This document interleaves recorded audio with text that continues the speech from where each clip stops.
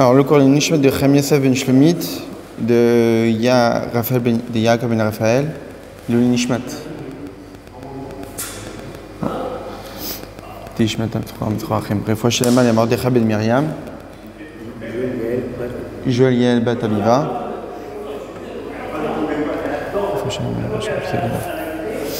Alors, l'étude qu'on fera ce soir, c'est une étude qui va nous permettre de comprendre l'essence même de la Torah, ça veut dire ce qu'elle est. Évidemment que la Torah, elle aborde énormément de sujets. On ne va pas aborder un sujet dont parle la Torah, mais le sujet dont on va aborder, c'est la Torah elle-même. Qu'est-ce que la Torah? On avait déjà étudié la semaine dernière, en se basant sur un verset de Michelet, tel que Rachid nous l'a expliqué dans une paracha, que la Torah est définie comme étant Mashal Akadmoni, une parabole ancestrale. C'est-à-dire que la Torah n'est qu'un exemple de notions beaucoup plus profondes qui touchent beaucoup plus au divin. Même si la Torah aborde énormément de sujets physiques, matériels, ils ne sont que des exemples, que des aspects physiques de ce que la Torah veut véritablement nous parler, qui sont des notions beaucoup plus spirituelles, beaucoup plus divines. Ça, c'est ce qu'on avait vu la semaine dernière. Maintenant, et on avait expliqué que c'est pour cette raison que la Torah commence par la lettre bête. Parce que puisque dans la Torah, tout est précis, pour quelle raison la Torah, qui est un livre qui est la sagesse de Dieu, où tout est précis, tout est dans les détails, la Torah ne commence pas par la première lettre de la lettre bête. Parce que c'est beaucoup plus logique. On avait expliqué que justement la Torah commence par la lettre bête pour nous dire que la Torah n'est que le second plan. Il y a plein de choses qui sont derrière la Torah et que c'est à nous, à travers l'étude, de retrouver tout ce qui se cache derrière à travers les enseignements de nos maîtres, etc. En réalité, dans chaque sujet de la Torah, il y a une infinité de façons de pouvoir l'interpréter, qui ne sont pas des surinterprétations, qui ne sont pas des facilités qu'on prend pour interpréter un texte, mais qui sont le véritable sens du texte. Et qu'en réalité, se suffire du sens simple, c'est juste prendre une facette de tout ce que la Torah voudrait nous délivrer. Maintenant qu'on a dit ça la semaine dernière, et donc on pourrait se dire qu'en réalité, plus on remonte dans les mondes spirituels, et si on atteint le niveau le plus élevé qui puisse exister, dans le monde le plus élevé spirituellement parlant, qu'on appelle le monde de Hatzilut, normalement, la Torah là-bas devrait commencer par la lettre Aleph, si on pourrait imaginer. Puisque la Torah qu'on a ici, la Torah qu'on a reçue, c'est la même Torah, c'est la Torah de Dieu.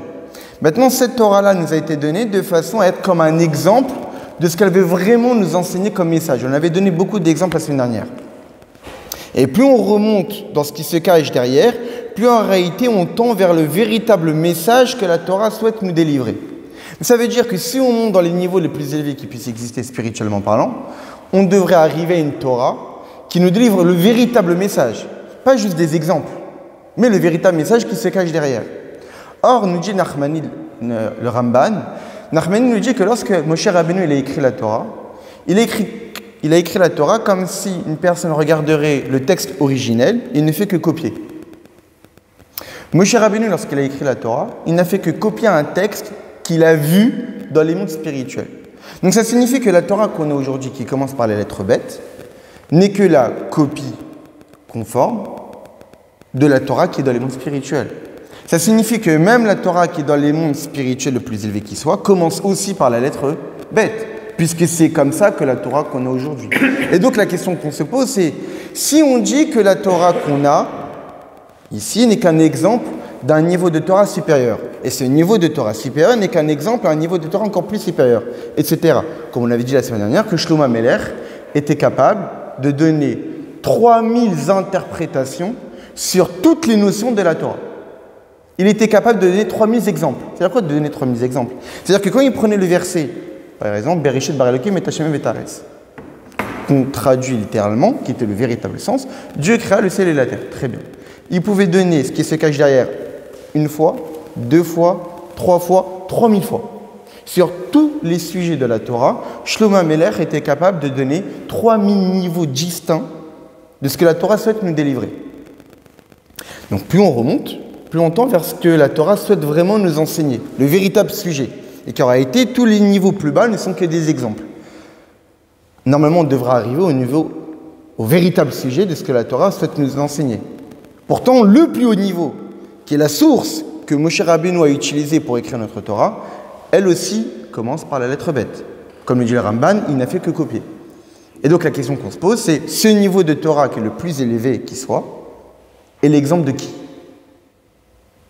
Si la Torah qu'on a est un exemple d'un niveau supérieur, et ce niveau supérieur est un exemple d'un niveau encore plus supérieur, etc., etc. Mais le plus haut niveau de la Torah commence aussi par la lettre bête, par la deuxième lettre. Donc ce signifie qu'il y a aussi un Aleph.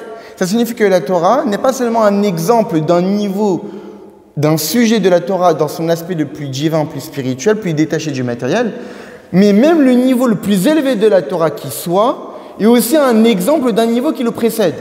Mais de quel niveau? C'est un exemple de quoi? Tous les exemples qui sont valables. Et donc la deuxième interprétation que nous donne la Chassidut, du pourquoi la Torah commence par la lettre bête, pourquoi la Torah est appelée Mashal Akadmoni, l'exemple de ce qui est ancestral, l'exemple primordial, l'allégorie primordiale. La deuxième explication, en dehors du fait de dire que la Torah est un exemple de niveau supérieur, la Torah est un exemple de Dieu.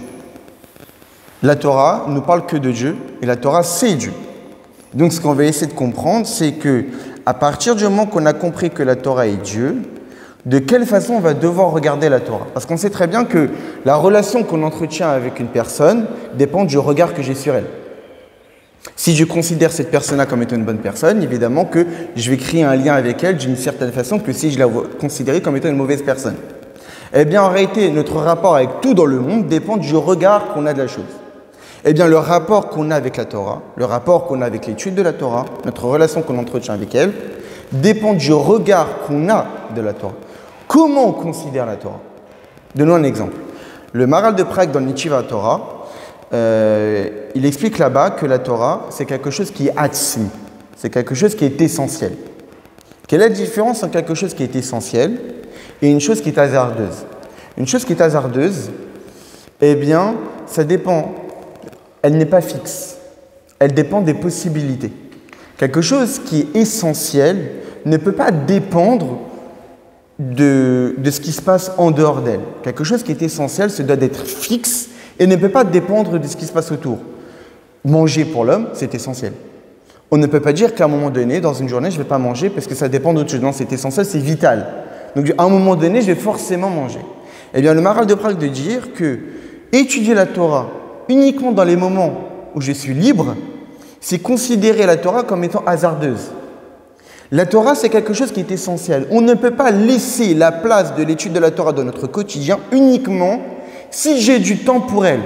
Si je considère que la place que je vais laisser pour la Torah, c'est uniquement si j'ai du temps pour elle, c'est que je considère que la Torah n'est pas si fondamentale que ça.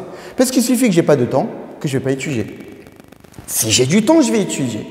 Sauf que ce n'est pas du tout de cette manière-là que je dois entretenir mon rapport avec la Torah.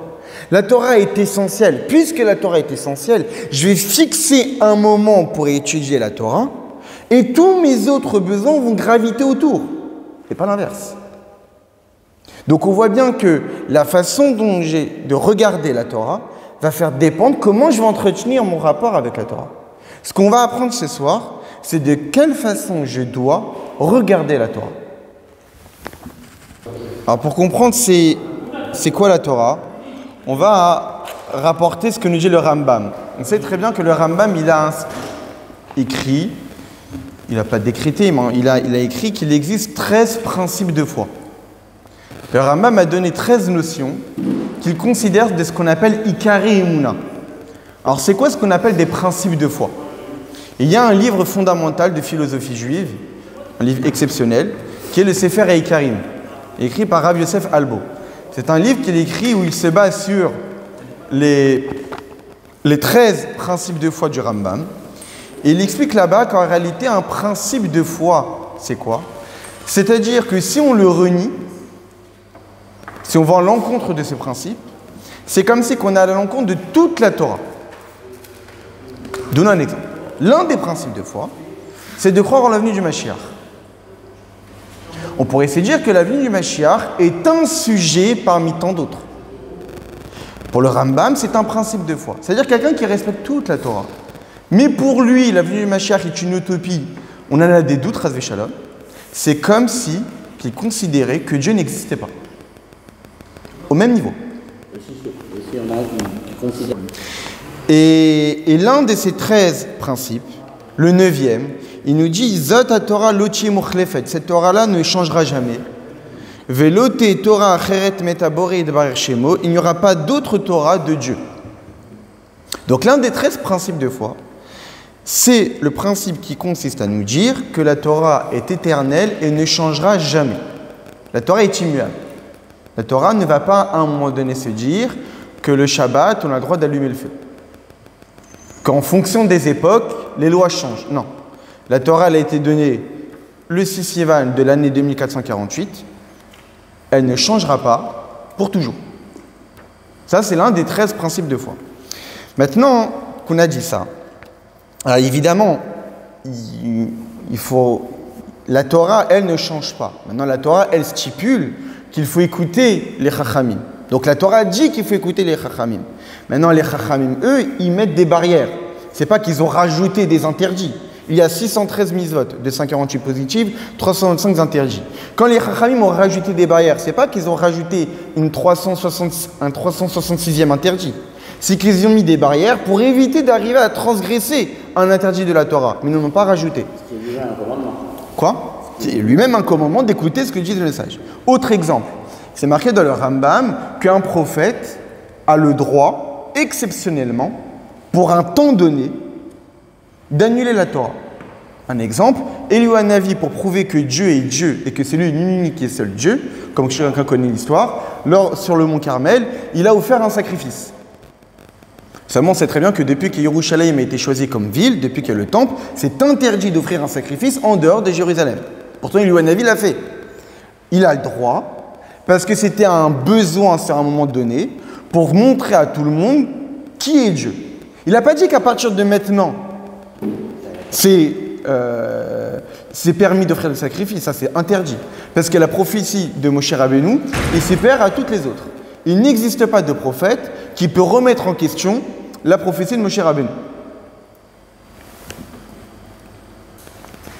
Très bien. Maintenant, dans les livres qui traitent de ces 13 principes de foi, on pose la question pourquoi le Rambam, pourquoi Maïmonide a considéré cette idée que la Torah est immuable et ne changera jamais comme étant un principe de foi. En quoi cela est si fondamental? Parce qu'en réalité, ces principes-là ne disent pas qu'il faut croire en l'idée qu'aucun homme n'est capable, n'a le droit de changer la Torah. Le principe n'est pas orienté sur l'homme.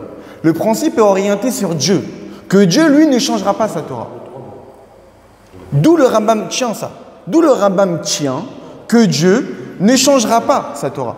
Que Dieu ne dira pas qu'à un moment donné, cette loi-là n'est plus applicable, on va la changer. Ça devient interdit ou ça devient permis. D'où le Rambam, il tient ça. Et même si le Rambam, il a une source dans les enseignements de nos maîtres de la Gemara, etc., que lui, la Torah ne changera pas, pour quelle raison il a considéré cet enseignement-là de nos maîtres comme étant un principe de foi? Donnons un exemple. L'un des enseignements de nos maîtres, c'est de considérer qu'il y a Shiva Rikim, qu'il y a 7 cieux. C'est marqué dans la Gemara. C'est très Chagiga. Et entre autres. Et dans la Gemara, on explique les différentes créatures qui existent dans chacun de ces cieux. Maintenant, cet enseignement-là, on a l'obligation d'y croire, comme tout ce qui est marqué dans la Gemara. On a l'obligation de croire en tout ce que nous disent nos maîtres. C'est quelque chose qui est immuable. Sauf ce qui est scientifique, d'accord. Et donc maintenant qu'il y a cet enseignement-là, pour autant cet enseignement-là n'a pas été considéré comme étant l'un des 13 principes de foi. Pourtant, on doit y croire, c'est un enseignement de nos maîtres, etc. Donc pourquoi en particulier cette idée que la Torah est immuable et ne changera pas, le Rambam l'a considéré et l'a comptabilisé parmi les 13 principes de foi. Surtout, comme le dit le Rav Yosef Alabo dans le Sefer Ikarim, c'est un risque. Parce que plus on multiplie les principes, plus c'est dangereux pour la personne. Parce que chaque principe est considéré comme étant fondamental, que si on remet en question ces principes-là, on remet en question toute la Torah, et c'est comme ça qu'on remet en question l'existence même de Dieu. Donc plus on multiplie des principes, plus c'est dangereux pour chacun d'entre nous. Puisqu'il y a des notions qui deviennent si fondamentales que si on n'y croit pas, eh bien c'est comme si qu'on reniait même Dieu. C'est pour cette raison-là que Rav Yosef Albo, il a plutôt comptabiliser 3 principes. Il s'est limité à 3, qui sont des principes généraux, et que découlent tous les autres.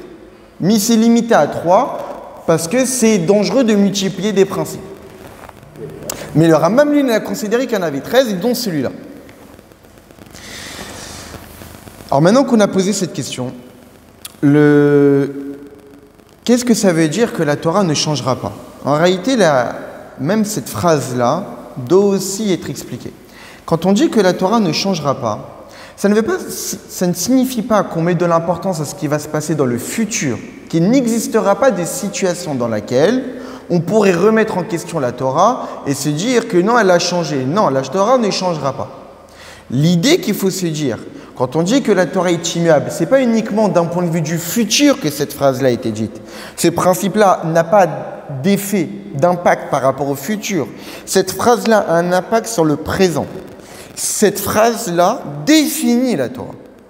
Quand on dit que la Torah ne changera pas, ça veut dire qu'actuellement, la Torah est une Torah dont la relation que je dois entretenir avec elle est une relation que je vois en elle comme étant une sagesse particulière qui ne dépend pas du changement environnant du monde. Comme on va l'expliquer. C'est-à-dire qu'en réalité, quand on dit que la Torah est immuable, ça ne signifie pas uniquement que par la suite, si les hommes voudraient changer la loi et se dire qu'on est dans une autre époque, les besoins ont changé, le monde a changé, et donc on devrait s'adapter, eh bien on te dit que non, la Torah ne change pas. En réalité, ça signifie que depuis le départ, lorsqu'on nous a donné la Torah, il fallait regarder la Torah avec un regard particulier, une Torah qui est immuable. Qu'est-ce que ça veut dire que la Torah est immuable? En quoi ça a un impact sur le regard qu'on doit avoir sur la Torah, cette idée que la Torah ne changera pas? L'idée qu'on doit voir dans cette Torah-là, c'est de se dire, est-ce que la Torah est là pour un but ou pas? Généralement, la plupart d'entre nous, quand on se pose la question, pourquoi on étudie la Torah? Alors, c'est pour atteindre un objectif. Souvent, la personne pense, étudier la Torah, pratiquer les mitzvot, c'est pour affiner l'homme, pour élever la personne. On s'élève spirituellement lorsqu'on étudie la Torah et pratique les mitzvot. Seulement, cette idée-là est fausse. C'est pas parce que quand on fait une chose, qu'on atteint un certain but, que cette chose-là est pour ce but-là. Donnons un exemple. Souvent, les gens ils disent à des jeunes, pour les inciter à étudier la Gemara, va étudier la Gemara parce que ça rend intelligent. Va étudier la Gemara, ça développe ton esprit, ça rend intelligent. C'est vrai et c'est faux. Limiter l'étude de la Gemara juste parce que quand tu étudies la Gemara, ça développe ton esprit, c'est un objectif qui est atteint en passant. La Gemara n'est pas fait pour ça.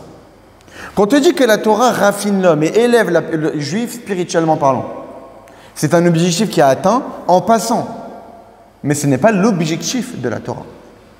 En réalité, la Torah n'a pas été donnée dans ce but-là. La Torah n'a pas de but. C'est ce qu'il faut se dire. Quand on dit que la Torah est immuable, ça signifie que la Torah n'a pas de but. La Torah n'existe pas pour atteindre un but extérieur à ce qu'elle est, dont on le sait, ce que dit le Rabbi Shimon dans le Zohar.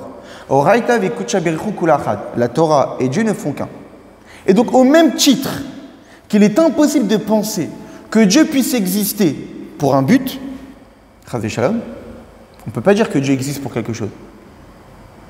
Parce que déjà dire que Dieu existe pour quelque chose, c'est que la chose est plus importante que Dieu, ce qui est, Chazvé Shalom, impossible. Dire que Dieu existe pour créer le monde, ça signifie que le monde, Chazvé Shalom, serait plus important que Dieu.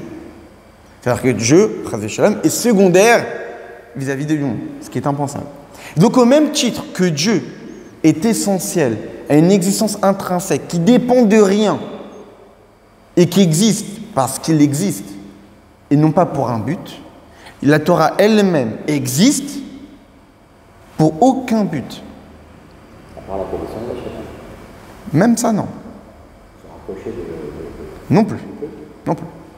La Torah n'a pas de but, parce que ça signifierait qu'elle va pouvoir changer vis-à-vis du but à atteindre. On va expliquer ça dans les détails. Donnons un exemple. Dans la médecine et dans l'éducation, on sait très bien qu'à une certaine époque, pour certaines maladies, des médecins ont décrété qu'il y a certains remèdes pour guérir de certaines maladies. Donc ces remèdes-là, ces indications des médecins, sont données pour atteindre un certain but. Maintenant, le monde change et font que le corps de l'homme a changé, font que le monde dans lequel on est a changé et que les remèdes de l'époque pour atteindre un certain but ne sont plus fonctionnels aujourd'hui parce que le but, lui, a changé. Pareil pour l'éducation. À une certaine époque, pour éduquer des enfants, on utilisait certaines stratégies, certains moyens. Sauf qu'aujourd'hui, vu que les enfants ont changé, alors les méthodes pour éduquer, elles aussi, doivent changer. Donc on voit bien qu'en réalité, à partir du moment où une chose existe pour un but, il ne peut pas être immuable. Puisqu'à partir du moment où le but lui-même est sujet au changement, donc forcément, lorsqu'on existe pour un certain but, lui-même aussi est sujet au changement. Donc en réalité, la médecine a changé parce que le corps de l'homme a changé. Les méthodes pour éduquer les enfants ont changé parce que les enfants, parce que le monde, parce que nos connaissances ont changé. Et donc en fonction du changement environnant, eh bien la médecine et l'éducation a aussi changé. La Torah, elle, c'est différent. La Torah n'existe pas pour atteindre un certain but. La Torah a une valeur intrinsèque. Quand on donne généralement de l'importance à quelque chose, on dit mais pour quelle raison cette chose-là est importante? Parce que grâce à elle, tu vas atteindre quelque chose. Et vis-à-vis du but à atteindre, alors on valorise certaines choses, certains actes, certains statuts, certaines choses que l'homme pourrait faire parce que le but à atteindre en vaut la chandelle. La Torah, c'est différent. On ne définit pas la grandeur de la Torah parce qu'elle nous permet d'atteindre un certain but, parce que de dire que la Torah est là pour atteindre un certain but, eh bien déjà, c'est limiter la Torah et c'est mettre la Torah sur un second plan. Et mettre la Torah sur un second plan, c'est mettre Dieu sur un second plan. Parce que Dieu et la Torah ne font qu'un. Pour résumer, il y a des choses qui servent pour atteindre un certain objectif. Et donc, qui ne sont pas le but. Et toute leur utilité, c'est pour servir un objectif, pour atteindre cet objectif-là. Dvarim Kael et ces choses-là ne peuvent pas être éternelles, parce qu'ils dépendent du but pour lequel ils existent. Et si pour atteindre un certain but, il est nécessaire de changer les méthodes, alors oui, ça vaut la peine de les changer. On ne va pas se dire, ah non, cette méthode-là est si fondamentale, on ne peut pas la changer. Elle est hyper intéressante. Oui, mais attends, cette méthode-là qu'on a établie, c'était pour atteindre un certain but. À partir du moment que ces buts-là ne peuvent plus être atteints par cette méthode, même si pour toi tu la considères comme étant fondamentale, tu la changes. Elle n'est plus vraie. Elle ne sert plus à rien. Donc en réalité, toute chose qui existe pour atteindre un certain but est sujet au changement parce qu'il n'a pas d'importance intrinsèque, mais n'a d'importance qu'en fonction du but à atteindre. Si le but est atteint, on la maintient. Si le but n'est plus atteint, on ne la patcha pas. On la change. La Torah, la différence, c'est qu'elle, la Torah elle-même est le but. Ça veut dire que quand on étudie la Torah, lorsqu'on nous parle de la Torah, on ne doit pas voir la Torah comme étant une chose intéressante qui va nous permettre d'avoir des choses dans la vie ou d'atteindre des objectifs. C'est limiter la Torah et c'est changer la nature de la Torah. C'est complètement se tromper sur ce que c'est la Torah. La Torah n'existe pas pour le monde. La Torah n'a pas été donnée pour indiquer à l'homme comment se comporter. La Torah n'a pas été donnée pour donner un sens au monde. Parce que ça donnerait plus d'importance à l'homme et ça donnerait plus d'importance au monde. La Torah a une essence, a une nature intrinsèque qui est unie avec l'essence même de Dieu,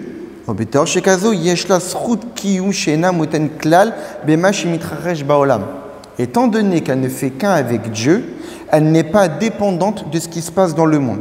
Bien au contraire, c'est l'inverse. Comme on sait très bien, Istakel Boraita, Obara Alma. Dieu, il a regardé dans la Torah, il a créé le monde. Donc en réalité, la Torah n'a pas été donnée pour élever le monde. Le monde a été créé par la Torah. Étant donné que le monde a été créé par la Torah, ça signifie que ce n'est pas à la Torah de s'adapter au monde, mais bien au contraire.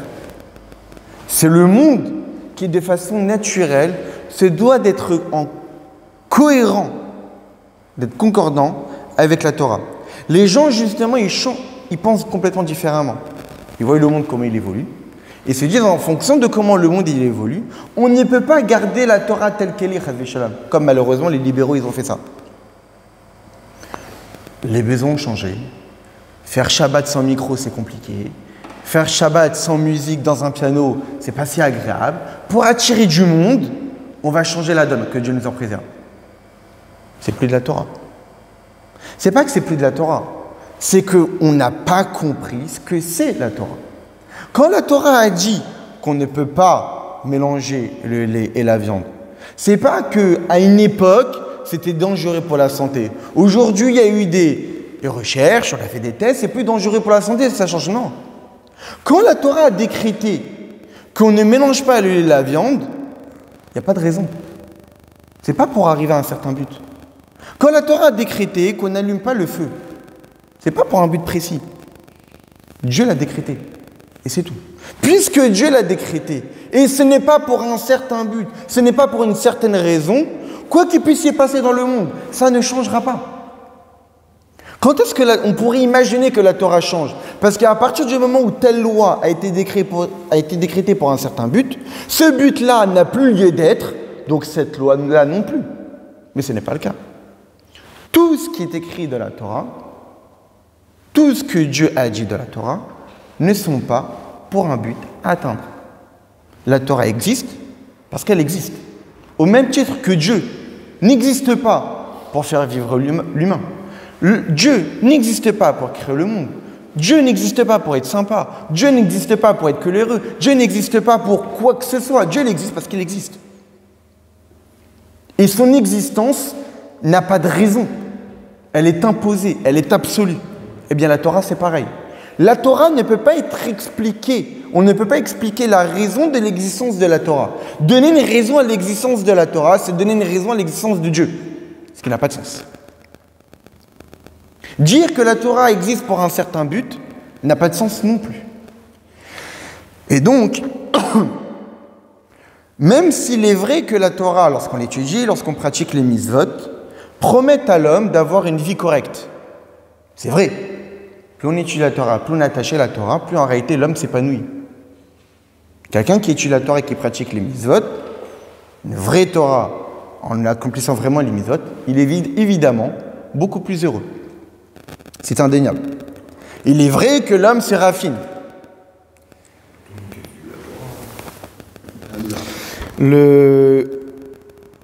Pour quelle raison en réalité, même si la Torah, lorsqu'on l'étudie et qu'on pratique les mitzvot, évidemment qu'on se sent beaucoup plus élevé spirituellement, on se sent beaucoup plus proche de Dieu.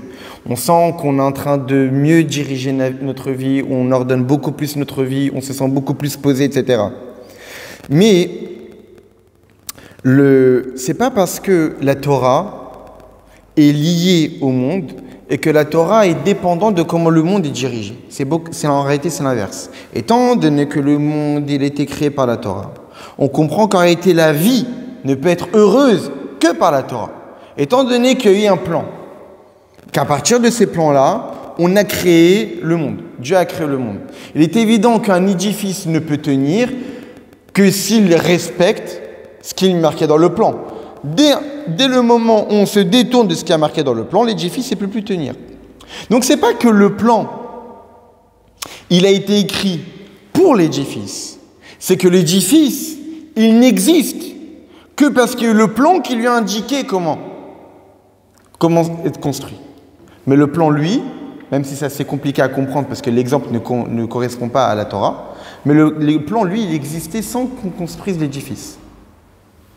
Après qu'on ait construit l'édifice doit être en cohérence avec ce qui est marqué dans le plan.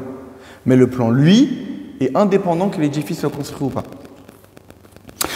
Et donc, les Torah yacholim lehavtir shitkaim bolam sederchem ogan levetov shadam izdaker armatarat elu enan ekar et la totsot mishnit bilvad. Maintenant, ces conséquences-là ne sont que des conséquences, mais n'est pas le but. Lorsque l'homme se raffine, lorsque l'homme est beaucoup plus heureux parce qu'il étudie la Torah, ne sont pas le but de l'étude de la Torah, mais ne sont que des conséquences secondaires de la Torah. Mais la Torah n'a pas été donnée pour ça. Donnons un exemple. Et ça, c'est très intéressant. Il y a une loi dans la Gemara, au tout début de Masechet Baba Metzia, qui nous dit Shnei mochazin batalit. Deux personnes en chemin, ils trouvent un talit, bon, un objet quelconque, ils arrivent en même temps, ils l'attrapent. C'est moi qui l'ai trouvé le premier, c'est moi qui l'ai trouvé le premier, etc., etc. Conclusion de la Mishnah, Yachaloku, on partage. On partage. C'est ça, hein, on partage le talit, on partage la valeur, etc. Qu'est-ce que ça veut dire que la halakha a été tranchée, qu'on partage l'objet? Qu'est-ce que ça signifie? Ça signifie que Dieu a désiré ça. La sagesse de Dieu s'exprime dans cette loi-là. Maintenant, ce qu'il faut comprendre, c'est que cette loi-là, cette halakha-là, n'a pas été tranchée pour que lorsqu'il existe cette situation, c'est comme ça qu'il va falloir résoudre le problème. C'est pas comme ça qu'il faut voir la Torah.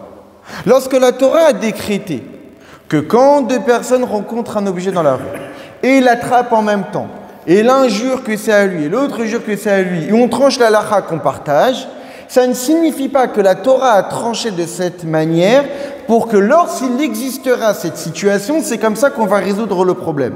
Pas du tout. Parce que ça signifierait que la Torah existe pour le monde, pour la situation qui existera. Pas du tout ça. La Torah a décrété que dans telle situation, on fait ça. Que cette situation existe ou pas, c'est comme ça que Dieu pense. Et donc, quand on étudie ces sujets, on n'étudie pas ces sujets pour que lorsqu'il existera cette situation-là, je vais trancher de la sorte. J'étudie ces sujets parce que je dois étudier ces sujets. Cette halakha, elle existe parce qu'elle se doit d'exister. Non pas parce que la situation va avoir lieu, mais parce qu'elle se doit d'exister. Comme par exemple le sujet de Ben Sorer ou Moré. Le fils rebelle, qu'il a mangé tant de viande, il a volé telle somme d'argent, etc. Il a dilapidé l'argent de ses parents, il a manqué de respect. Et dans la Gemara, on dit qu'il est tout à fait possible que ce personnage-là, cette situation-là, n'a jamais existé. Ah, pourquoi elle existe? Parce que Dieu l'a pensé. Ah, pourquoi Dieu l'a pensé? Parce qu'il a pensé. Quand la Torah a tranché la halakha de la sorte, parce que cette halakha se doit d'exister. Pourquoi elle se doit d'exister? Parce qu'elle existe. C'est comme si on posait la question pourquoi Dieu existe. Il existe. Poser la question pourquoi cette halakha existe. Elle n'existe pas parce que cette situation va avoir lieu. Elle existe parce qu'elle se doit d'exister.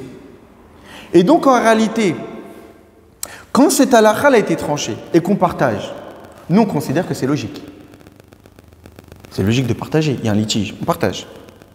Cette loi-là n'a pas été tranchée parce que ça va être logique pour l'homme qu'on partage lorsqu'il y a un litige et qu'on ne sait pas, donc on fait 50-50. Mais c'est l'inverse. Étant donné que la Torah a tranché la halakha de cette manière, c'est pour cette raison que pour l'homme, c'est logique. La logique humaine est basée sur la logique de la Torah.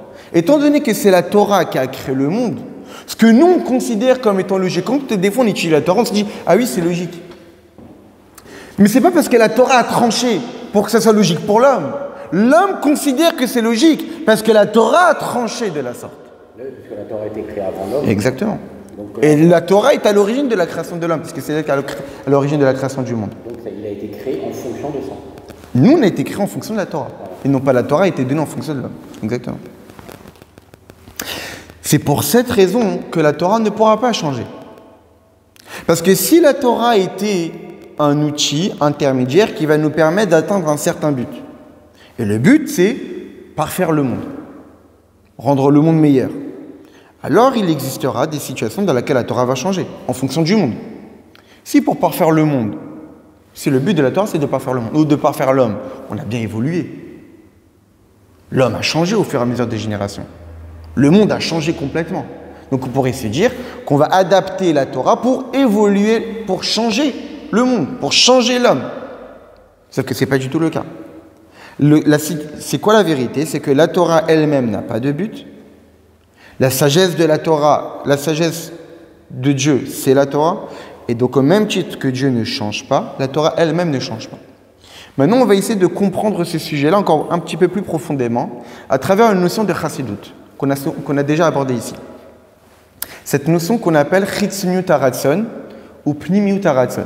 Ça veut dire une volonté superficielle ou une volonté profonde.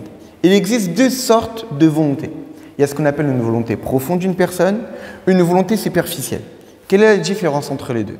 Une volonté superficielle n'est pas ce que je veux vraiment, mais c'est ce que je veux pour réaliser une autre volonté qui est ma vraie volonté.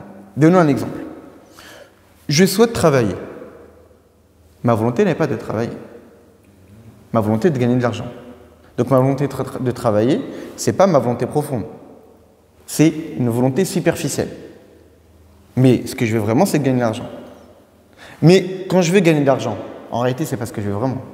Ce que je veux vraiment, c'est grâce à cet argent, acheter de quoi me nourrir, de quoi me vêtir, m'acheter une maison. Donc ce que je veux vraiment, ce n'est pas gagner de l'argent, c'est ma volonté superficielle. Ce que je veux vraiment, c'est me nourrir, me vêtir. Mais quand je veux manger, c'est pas ce que je veux vraiment. C'est ma volonté superficielle. Ce que je veux vraiment, c'est quoi? C'est vivre. Et vivre, c'est une volonté profonde. Il n'y a pas de raison pourquoi l'homme veut vivre. L'homme souhaite vivre parce que c'est comme ça que l'homme a été créé. C'est sa volonté profonde de l'homme de vouloir vivre. Maintenant, tout ce qu'on a dit avant, de vouloir travailler, de vouloir gagner de l'argent, de vouloir se vêtir, se nourrir, etc., ne sont que des volontés superficielles pour atteindre la volonté profonde vraiment de ce que l'homme souhaite, qui est de vivre. Et donc, toutes ces volontés ne sont qu'au service de la volonté profonde de la personne, qui est de vivre. La différence entre les deux est évidente, c'est qu'une volonté profonde ne change jamais, alors qu'une volonté superficielle est sujet au changement. Si ma volonté est de travailler, mais pourquoi je travaille? Pour gagner de l'argent. Mais s'il arrive une situation où je peux gagner de l'argent sans travailler, je ne travaille plus.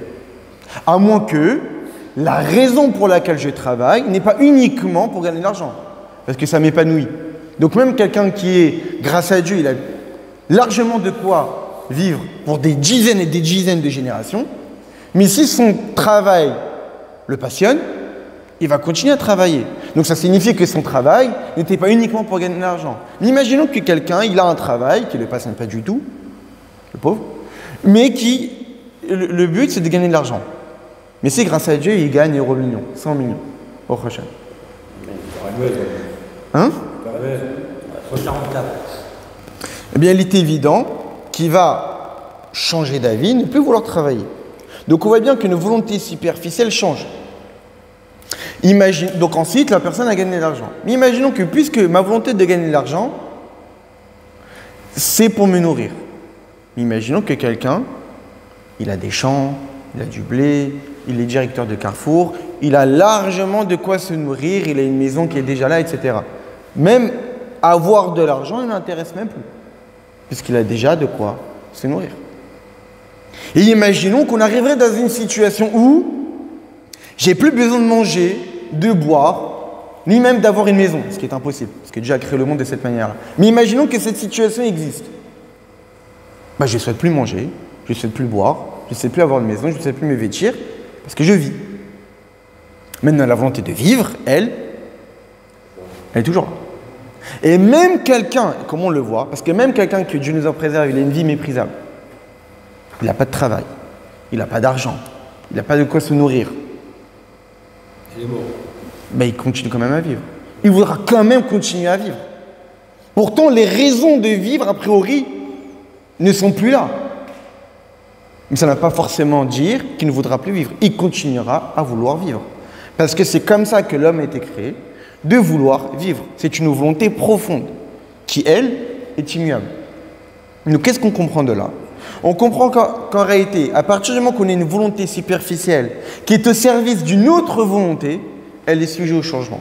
mais une volonté profonde qui est au service d'aucune autre volonté, mais qui est une véritable volonté de ce que l'homme souhaite, cette volonté-là, est immuable. Eh bien, c'est la différence entre la Torah et le reste.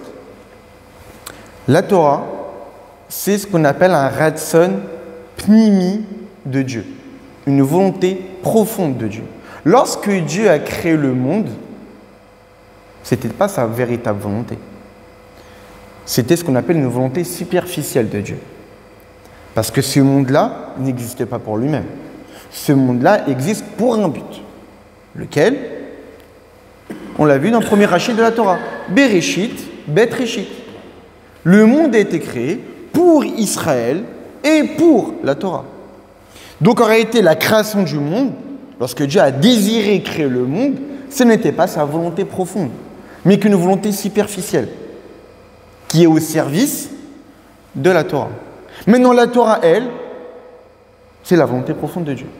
C'est une volonté qui est immuable. Donc il a créé pour nous. Et donc, c'est ça, en fait, le côté assez exceptionnel de la fête de Shavuot et du don de la Torah. Lors du don de la Torah, il y a quelque chose d'exceptionnel qui est apparu, c'est que Dieu nous a donné une chose qui n'existe pour aucun but. On a entre nos mains quelque chose qui n'existe pas pour un objectif, pour un but, pour atteindre quelque chose. Elle a une valeur intrinsèque, fondamentale, qui ne dépend de rien d'autre. Comme le dit le maître, que le premier mot d'Aseret HaDibrot, Anochi, c'est Anan Nafshik Tavit Yevit. Moi, mon âme, je l'ai donnée et je l'ai écrite. Je l'ai écrite et je l'ai donnée. Ça veut dire que Dieu, il a mis toute son essence dans la Torah.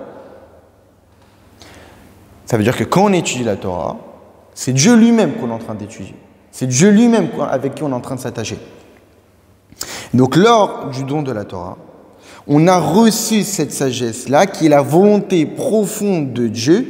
Elle ne nous a pas été donnée pour atteindre un certain but. Elle nous a été donnée parce qu'elle devait nous être donnée. Et on l'a, et on l'étudie, et on la pratique. C'est tout. Parce que ça a de la valeur. Quelle valeur? Parce qu'elle existe. J'étudie pas pour pratiquer Torah et Mitzvot.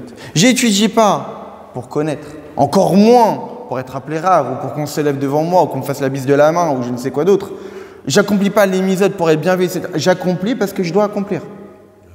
Et parce qu'en réalité, à partir du moment où on conditionne mon étude de la Torah pour une certaine raison, il suffit que cette raison-là disparaisse, je ne vais plus étudier. Même quelqu'un qui étudie la Torah par plaisir. Mais il peut arriver des situations où Yitzhara se réveille, et même quand j'étudie la Torah, le plaisir ne vient pas. Étudie. Mais j'ai pas de plaisir. Moi, j'ai envie d'étudier par plaisir. Étudie. Pourquoi? Parce que c'est la Torah. Mais j'ai envie d'étudier pour une certaine raison. Non, étudie. Moi, quand je prie, ça me fait du bien. Mais là, je me sens pas bien, ça me fait pas de bien. Prie quand même. Et pourquoi? Prie quand même. Parce que ça existe. Dieu, on ne le prend pas dans notre vie quand ça nous intéresse. Dieu, il est là parce que Dieu, il est là. Et tu es attaché à lui, pourquoi? Parce que tu es attaché à lui, tu es un juif. Bon, tu as Dieu en toi. Mais il y a des raisons, c'est pour un certain but. Non, ça existe. C'est comme ça. C'est immuable. Ça ne change pas. Il n'y a pas de raison. Maintenant qu'on a expliqué ça, alors comme on l'a dit, il est vrai quand même que la Torah atteint, à travers elle, on peut atteindre certains objectifs. Et ça fait à période de raffiner l'homme. Par exemple, pour la misère des tefilines. Quand on met les tefilines sur le bras et sur la tête, c'est marqué. On atteint certains buts. Ça raffine le cerveau, ça raffine le cœur. Mais ces buts-là, quand on met les tefilines, ne sont que secondaires. Les tefilines doivent être mises parce que doivent être mises. Les tefilines existent pas pour raffiner la tête ou pour raffiner le cœur. Parce que les tefilines se doivent d'exister. Pourquoi? On ne sait pas. Toutes les raisons qui sont données pour les mitzvot, elles existent, mais ne sont que des raisons secondaires. En réalité, la Torah n'a pas de raison.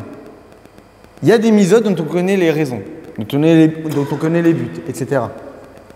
Certaines on ne les connaît pas. Mais même les mitzvot dont on connaît les raisons, ce ne sont que des raisons secondaires. Et souvent on dit, non, quand Mashiach va venir, on découvrira la vraie raison des mitzvot. Mais même cela, ce n'est pas la vraie raison. Parce que la vraie raison, c'est qu'il n'y en a pas.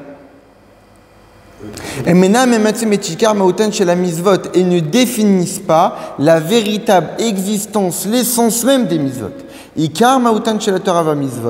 L'essence véritable de la Torah et des mitzvot, c'est quelque chose qui n'est pas sujet à être expliqué.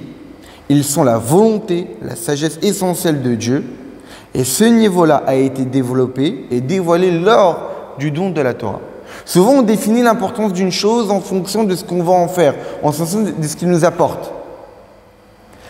Mais souvent, les choses les plus importantes qu'une personne a, c'est qu'elles ne servent à rien. Prenons l'exemple, j'ai pensé à ça quand j'ai étudié à ça, un collectionneur. Un collectionneur de certaines choses. Elles ne lui servent à rien.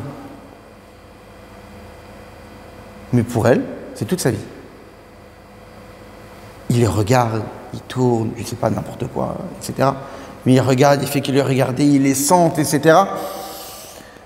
À quoi ça te sert? Ça ne sert à rien. Et ça vaut quoi pour toi? Tout. Mais comment c'est possible? Ça ne t'apporte rien dans la vie, et pourtant, ça n'a pas de mots. Eh bien, la Torah, c'est plus ou moins, même si c'est réducteur de la définir comme étant une collection, mais c'est... Et d'une certaine façon, c'est le niveau, par exemple, ça me fait penser à ça, le plus haut niveau de Mouxé.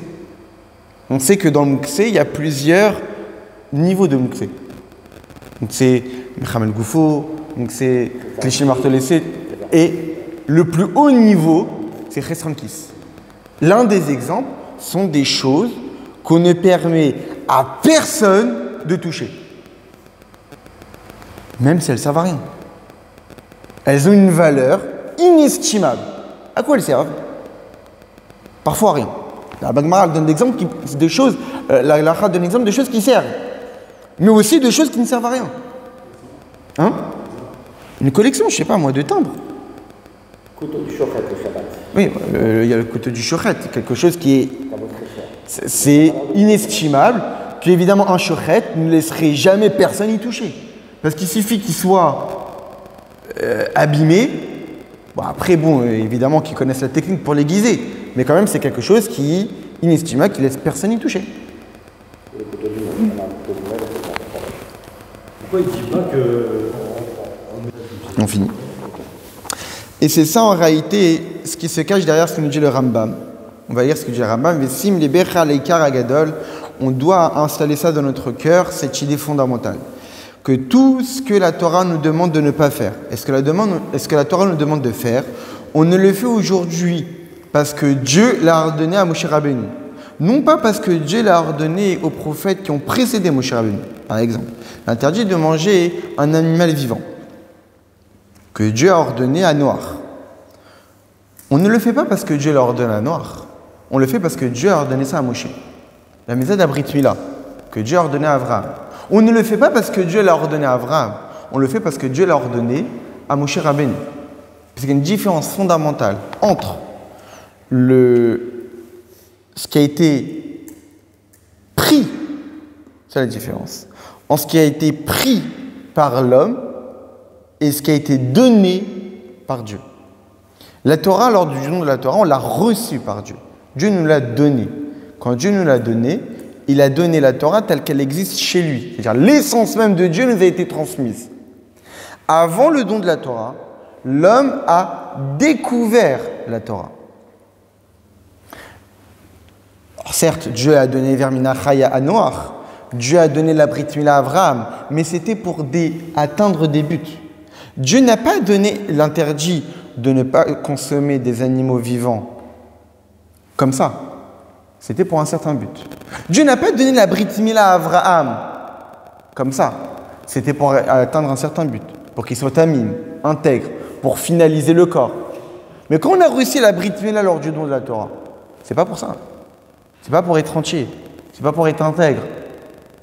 C'est parce qu'il faut la Brit Mila. Ah, pourquoi il faut la Brit Mila? Parce qu'il faut. Il y a une grande différence entre la Torah qui existait avant le don de la Torah et la Torah qui nous a été donnée lors du don de la Torah. La Torah qui existait avant le don de la Torah, c'est une Torah qui ne représente pas l'essence de Dieu. C'est une Torah qui a été découverte par l'homme. C'est pour cette raison que la Torah qui était accomplie avant le don de la Torah ne changeait pas la matière. Lorsqu'on dit que dans le Zohar, que Yaakov il accomplissait les tefilines avec ces fameux bâtons qu'il a plantés et qui faisaient des rayures blanches, noires pour faire à l'image d'une tefilines qui a son autre bras. Après que ça a été utilisé, il pouvait les jeter, etc. Nous, nos tefilines, on ne peut pas les jeter. Parce que lorsqu'on accomplit une mitzvah, il y a de la gdusha qui s'imprègne dans la matière pour l'éternité. Pour quelle raison? Parce que ça nous a été donné par Dieu. Et puisque Dieu est infini, donc quand on accomplit une mitzvah, on s'attache à Dieu. Et comme Dieu est infini, il peut imprégner la matière. Mais les mitzvot qui étaient accomplis par les patriarches, ils sont incomparables, inférieurs à ce que nous on accomplit aujourd'hui. Parce que c'était des mitzvot découvertes par l'homme et non pas données par Dieu. Donc c'était limité. Et ce n'est pas du tout du même niveau que la Torah dont on vient de parler. Mais c'est ce qu'il nous dit le Rambam. Ça, c'est un principe fondamental que toutes les mitzvot qu'on accomplit aujourd'hui, c'est parce que Dieu nous l'a donné par le biais de Moshe Rabbeinu. Point. Non pas parce que ça a été donné à Abraham, non pas parce que ça a été donné à Noach, etc. Parce que ça a été donné à Moshe Rabbeinu. Et c'est pour cette raison que le Rambam a considéré cela comme étant l'un des 13 principes. On avait posé la question, pour quelle raison c'est l'un des 13 principes? Parce que ça définit toute la Torah. Remettre en question l'immuabilité de la Torah, c'est-à-dire laisser entendre que la Torah pourrait changer, et qu'au fur et à mesure des générations, à un moment donné, la Torah va changer, va permettre que Dieu nous en préserve des nouvelles relations interdites, parce que le monde change, parce qu'il y a la modernité, etc. C'est remettre en question ce qu'est la Torah. Ce n'est pas un aspect de la Torah, ce n'est pas un détail de la Torah qu'on remet en question ici. C'est la Torah elle-même. Parce que la définition de la Torah, c'est d'être immuable, parce que la Torah, c'est Dieu. Donc si le Rambam n'avait pas mis ça comme principe, c'est laisser entendre que ce n'est qu'un détail. Mais ce n'est pas qu'un détail, maintenant qu'on a expliqué ça. C'est la Torah. La Torah n'est pas la Torah, et on rajoute à ce qu'est la Torah son côté immuable. Non. C'est la Torah. Toute la définition de la Torah, c'est d'être Dieu. Dieu, c'est la Torah, et la Torah, c'est Dieu. Donc il est évident que ce côté, que la Torah ne changera jamais, et que les mitzvot qui ont été données par Akadosh Baruch Hu sont au nombre de 613, il n'y en aura ni plus, ni moins, c'est la Torah. C'est Dieu. Et ce doit d'être faire partie des 13 principes. Et par rapport à tout ce qu'on a dit, maintenant qu'on a dit ça, on peut expliquer maintenant pourquoi. La Torah commence par la lettre bête, même dans le plus haut niveau. On avait expliqué qu'en réalité, la Torah commence par la lettre bête, parce que c'est un exemple d'un niveau de Torah encore plus élevé, etc., etc. En réalité, lorsque un juif étudie une halakha, on avait donné l'exemple la semaine dernière d'un machlif parabechama, quelqu'un qui, il y a une halakha qui existe, que si cette notion de troc, si j'ai une vache, une personne a un âne, on peut les échanger. Et au moment où la personne tire l'âne, même si la vache n'est pas encore arrivée au propriétaire de l'âne, eh bien il a directement acquis la vache. Maintenant, cette loi-là qui a été tranchée, eh bien, le juif qui étudie cette halakha, elle n'existe pas parce que cette situation aura lieu, elle existe parce qu'elle se doit d'exister. Quand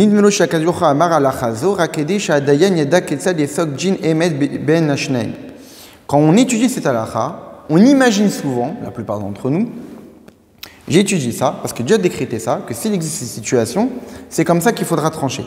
En réalité, même dans les mondes spirituels, qu'on avait dit que cette halakha-là, on peut la voir différemment. Qu'en réalité, il y a des âmes animales vaches, il y a des âmes animales ânes, et qu'en réalité, une âme animale, il faut la raffiner.